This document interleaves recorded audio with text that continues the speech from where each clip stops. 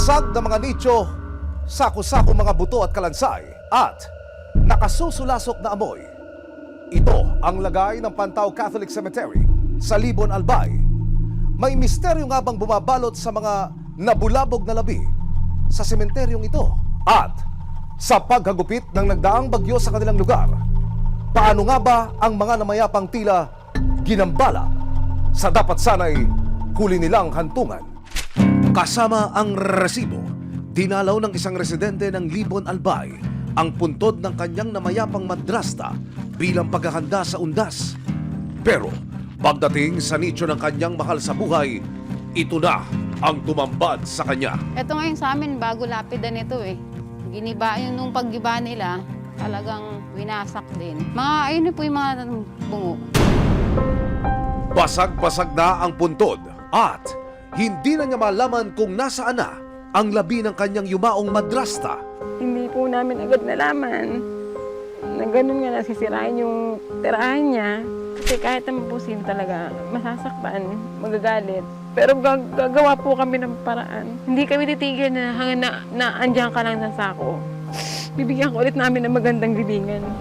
Sa hindi kalayuan, agaw pansin ang mga sakong magkakatabi sa isang sulok. Ang laman nito, mga kalansay, bungo at buto ng tao.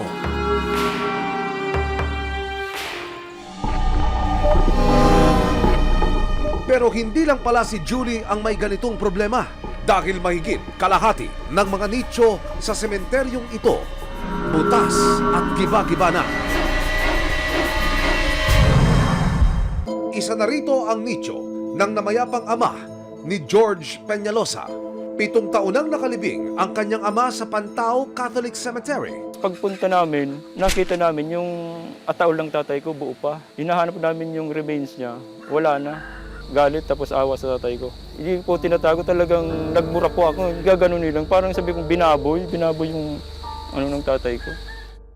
Sa patuloy na pag-iikot ng resibo sa Barangay Pantao, Libon, Albay, ibinahagi ng dumaraing na mga residente na ang paggiba sa mga nicho ng kanilang mga mahal sa buhay, ipinag-utos pala ng simbahan na siyang namamakala sa sementeryo.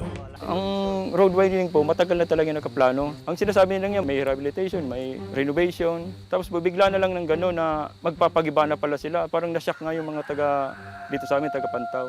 Palaisipan ngayon para kina George kung saan kukuha ng pera para mailipat ang labi ng kanyang ama.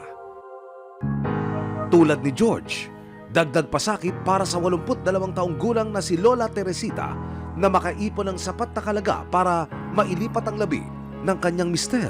Yung bang pensyon na iniipon niya sa pampapalipat ni tatay. Hindi naman ako mag-iipon, wala man akong pera. Ano naman ako? Pobre.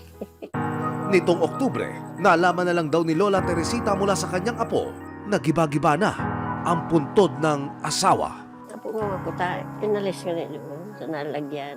Sabi ng mga anak ko, kundi ngayon kung nukaan mali, rasti, ito na sa natin sa alang ulit kung ako mamatay.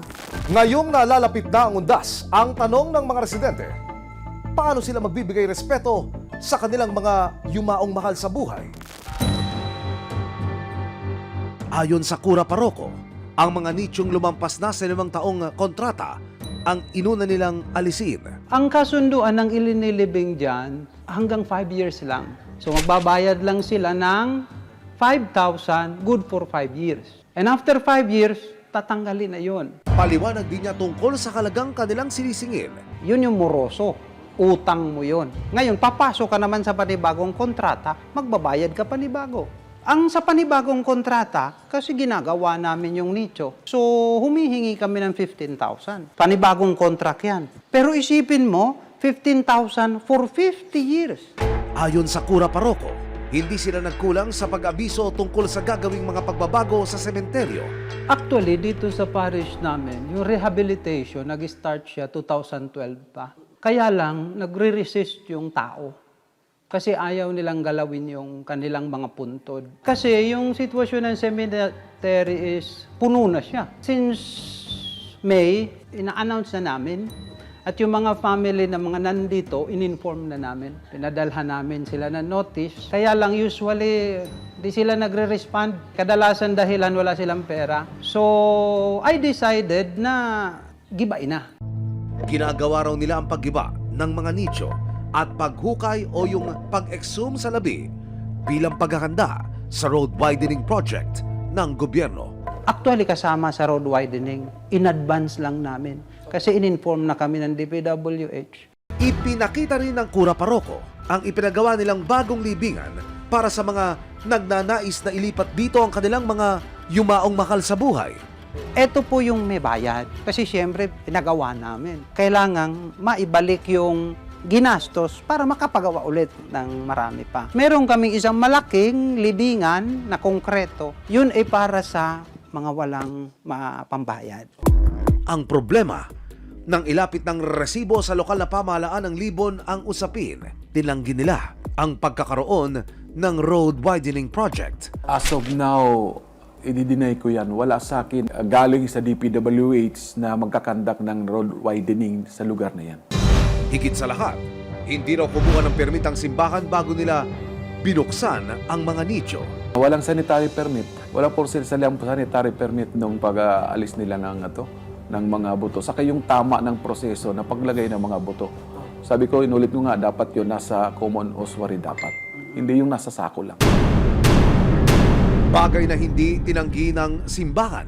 Although alam ko, kailangan ng permit, hindi ako kumuha kasi mahal ang bayad. Wala namang kaming fund actually sa pag-rehabilitate. Inilapit ng resibo si Lola Teresita sa simbahan para maipaliwanag sa kanya kung ano ang pwedeng gawin sa labi ng kanyang asawa. Meron tayo paglilipatan. Oo, sa sementeryo pa din. Kung wala kang pambayad, wala namang problema, libre. So, pumunta lang kayo para nandun kayo paglipat. Makita nyo, sumbuto, ililipat doon sa libingan. Tatanungin po namin yung final talagang desisyon ng mga anak ni Lola. Ipinangako ng simbahan sa resibo na pwede silang tumanggap ng installment o hulugang bayad para sa mga kapos sa pera. Pumunta lang sila dito kasi welcome sila dito. Sa kanila ito. Kung wala silang pambayad, walang problema. Papalibing ko yan ng libre. No? Lalagyan ko yan sa magandang lalagyan. Nandito yung parish na magbibigay sa kanila ng tulong. Lapit lang sila. Nandito ako lagi naman. So kung walang pera, pwede naman installment. Pansamantalang ipinatigil ng LGU ang pagtibag sa mga nicho at pag-alis sa mga labi. Pinahinto muna namin yung construction. I-comply yung requirements para tuloy-tuloy ng demolition nila. Pinaka dapat gawin is takpan muna yung front po na giniba nila. Kasi doon po nanggagaling yung amoy po, which could be a health hazard po. Ayon sa simbahan, nakakuha na sila ng sanitary permit. Siniguro nilang susunod sila sa mga patakarang nakasaad sa nasabing papel, tulad na lang ng paglagak ng mga labi sa tamang lagayan. So after undas, saka mag-continue yung renovation, saka maglalagay nung hinihingi nila. Sa lahat ng may concern sa cemetery, ang ating simbahan ay bukas. Dahil lagi kami handang tumulong, no?